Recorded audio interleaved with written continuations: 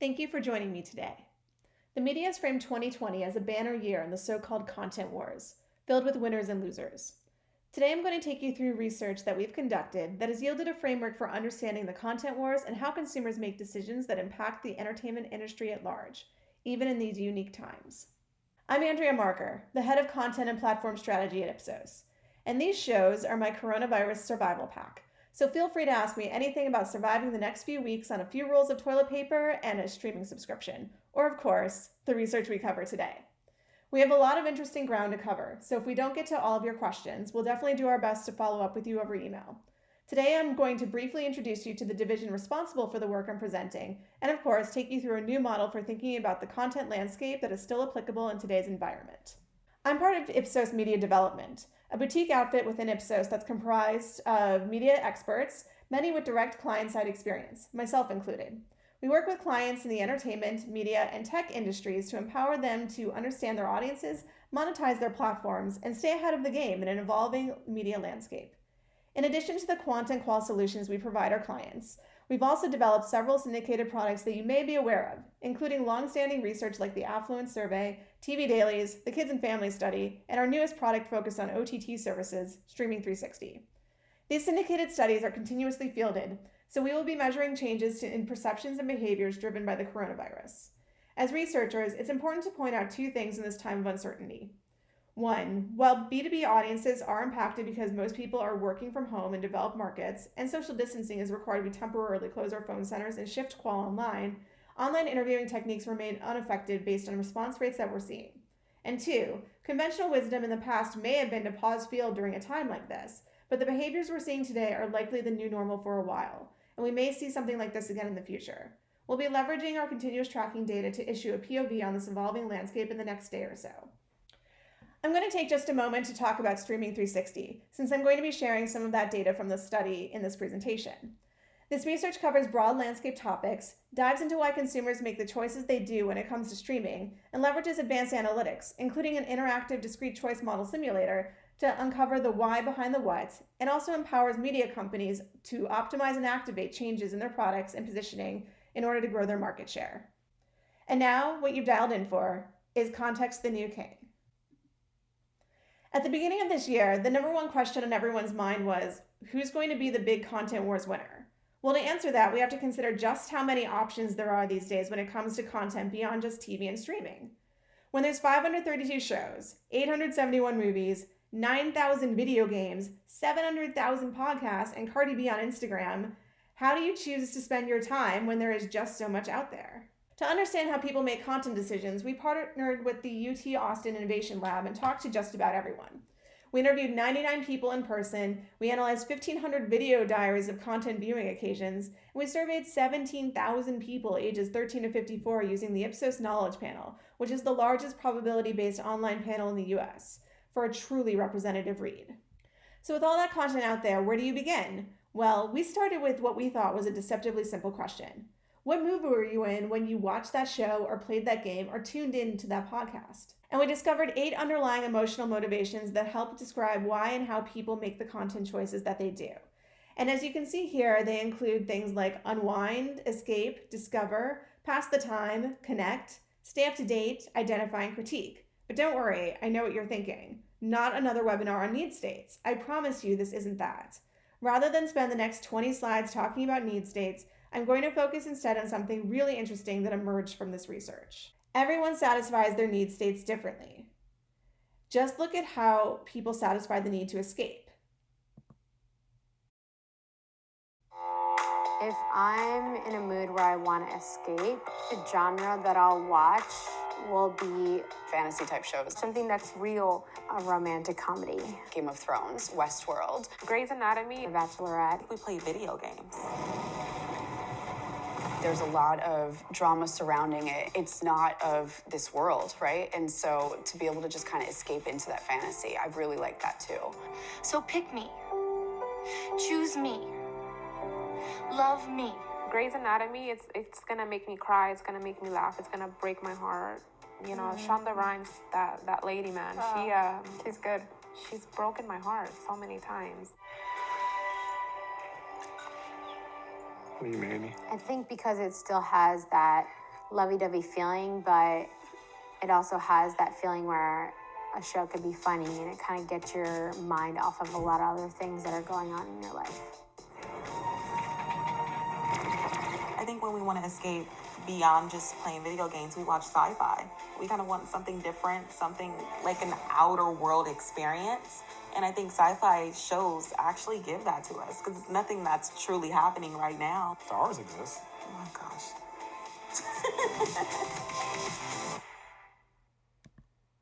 So besides learning that Star Wars exists, as you saw in that video, everyone had a very different way of satisfying their need states. Just think about what you're currently doing to escape the news. Maybe you're watching Love is Blind or The Masked Singer to get your mind off of things. Or maybe you're watching Contagion or binging old episodes of Doomsday Preppers to see if maybe, just maybe, those people were a little bit right. So what does that mean for how we think about how people choose what to watch? Well, it's not really just about the content. It's really about the context surrounding that content. Context matters. Any social psychologist will tell you that. But for content, context matters in 4 key ways that all happen to begin with the letter A. Access, or how you watch something. Audience, not just who you're watching with, but how you're socializing content. Agenda, or how something fits into your day, whether you have a few minutes or a few hours. And finally, attractors, or how something even gets on your radar in the first place. So when you combine content and context, you have a powerful lens for understanding how people are making content decisions. But of all these factors, we uncovered that access is really the biggest predictor of how people select something to watch. So let's talk about that and what that means. Last year, you could flip through 192 channels on cable, and according to the New York Times, there were over 271 streaming services available to subscribe to. But on average, people only tuned in to 13 channels, and we found in our Streaming 360 research that the average household only subscribes to 3 streaming services. And with more content than ever before, there's also more ways to spend money. In 2019, we found that consumers spend about $33 a month on streaming, and there's honestly only so much more that they're willing to spend. In late 2019, 36% of respondents say they're open to adding a new service, but only half as many are willing to spend more in order to do so. Importantly, 7 in 10 consumers say that they're happy to keep their streaming budget as is, meaning that they're either going to have to cut a service or trade a password with a friend in order to take a chance on a new one. Those who are most open to spending are also the least reliable demographic, millennial males. Yes, they want to add services, but as we've seen in our research time and time again, they're also the most likely to pirate. With the economic anxiety many are facing today, these numbers are likely even higher. Just look at what's happening with the coronavirus. While streaming is definitely up, so is piracy. Remember Contagion? It's currently available to Cinemax subscribers or for rental for a few dollars on iTunes. It may have reached the top 10 on iTunes, but it's also reached the top 10 on torrent charts.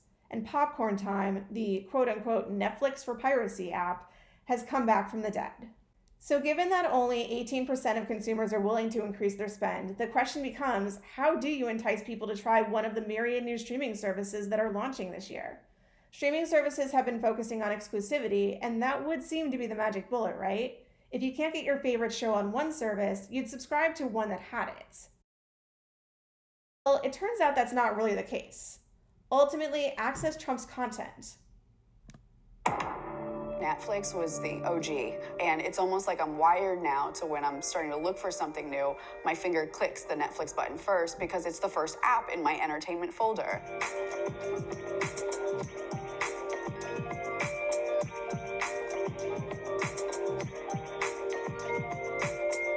HBO just had a thing come out. I really want to see that show.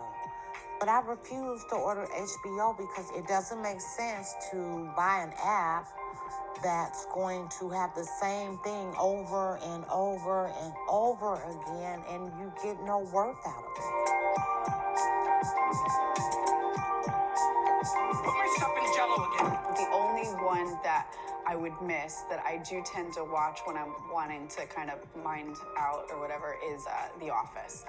So I will be sad to see The Office go, but that's not enough reason for me to pay monthly.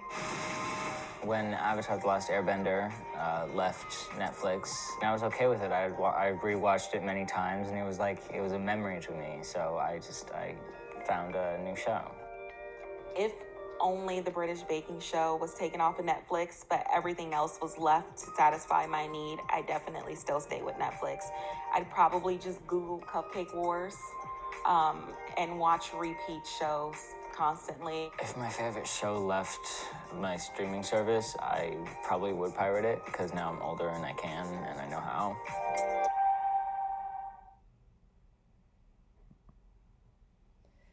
So as you saw in that video, we found over and over again that people are far more loyal to their favorite platforms than their favorite shows.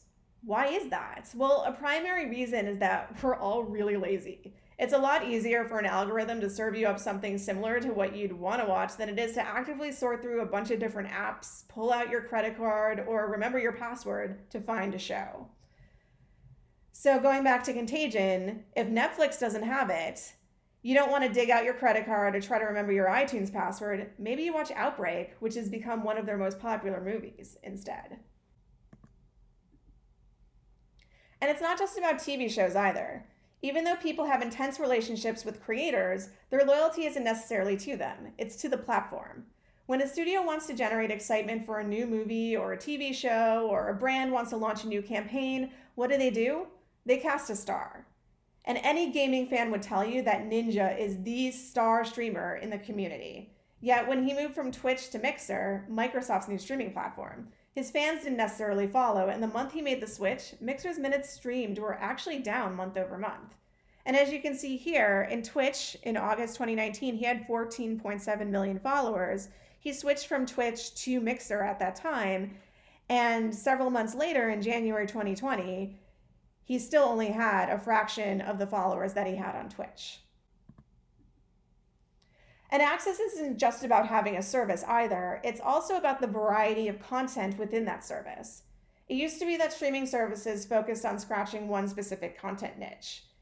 You could get a service just for anime or British shows, but consumers told us that's no longer enough and emphasized how important it is for services to have a variety of content to satisfy their needs.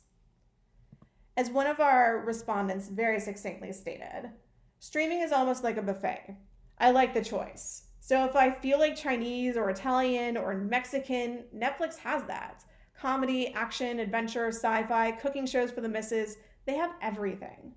That's important because I never know what kind of mood I'm in to watch something, but I don't want to be in a mood to watch something and have that cuisine not available.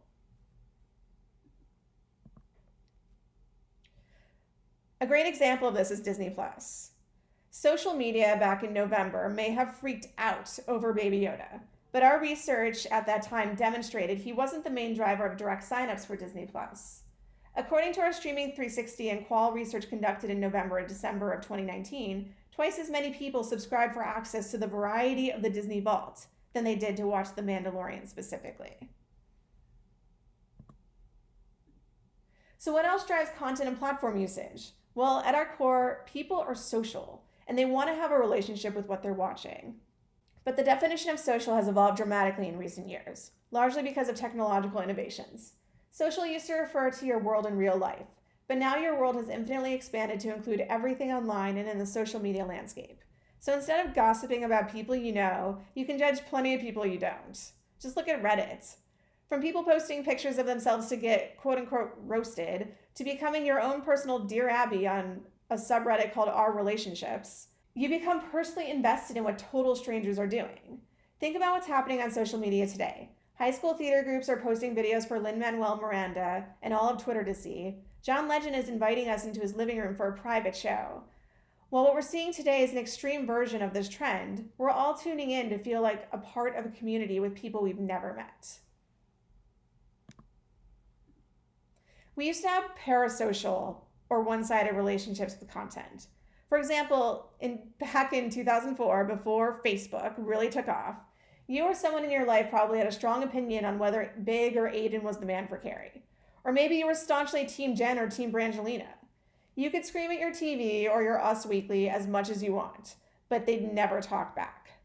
But in 2020, why would you settle for yelling at your TV when you could have an actual relationship with what you're watching?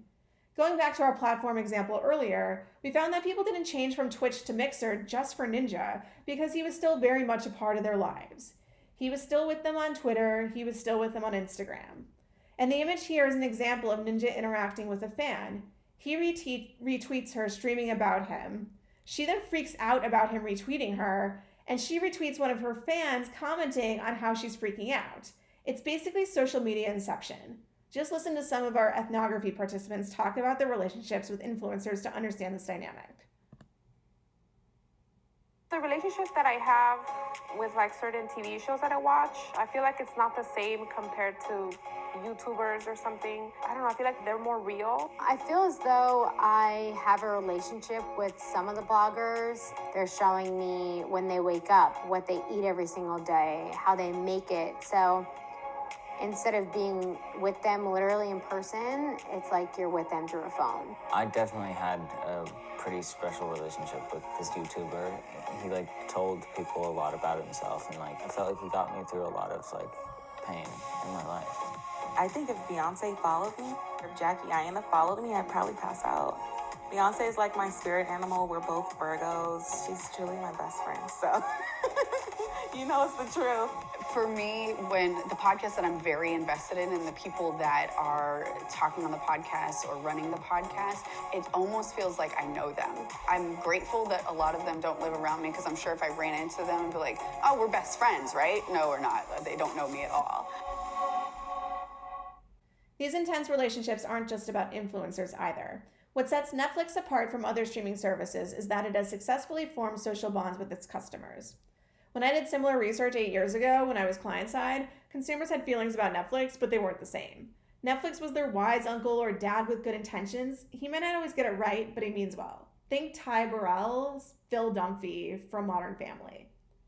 Now consumers talk about Netflix as if it's a boyfriend or girlfriend that they can't imagine being without. I think that Netflix is technically my husband when my husband's away.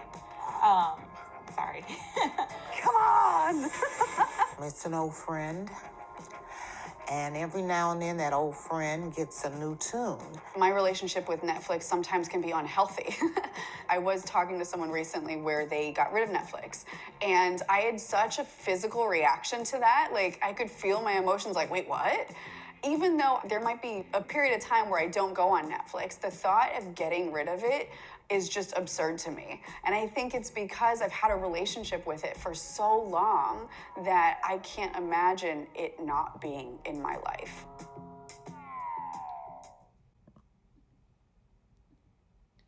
And we didn't just see this bond in Qual either. As part of our Streaming 360 research, we used a discrete choice model to understand the strength of different elements of streaming services to understand how they'd contribute to platform choices.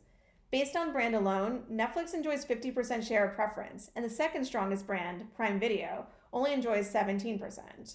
In short, the media is asking the wrong question. It's not about who's going to win the content wars or who's going to beat Netflix, but rather who will become that second or third app in a consumer's content folder or consideration set.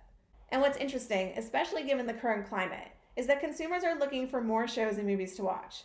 So what are the attractors that drive it? As part of our Streaming 360 research, we use drivers analysis across streaming services to understand why people subscribe to specific platforms. So we have this data in aggregate and by brand. While the top 3 subscription drivers are content that keeps me coming back for more, value, and content my friends and family talk about, when we looked at people with different engagement levels, we uncovered something really interesting. For those who have the most streaming subscriptions, they are the people most likely to be seeking out these social bonds. In other words, FOMO is the top driver underlying their platform decisions. So how does a new streaming service or TV channel win the 2020 content wars? Well, using this framework, think about how your library may satisfy a variety of need states. It used to be about serving just one particular niche, but in 2020, consumers are looking for a lot more, especially since they only have so much to spend on streaming services and content. Also, make it easy on consumers to access your content. This could mean anything from curating content by need state to rethinking exclusivity for library content.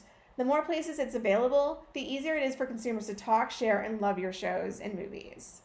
And then finally, be social with your audience. It's not just about being on social media. It's also about engaging with your fans and empowering them to engage back.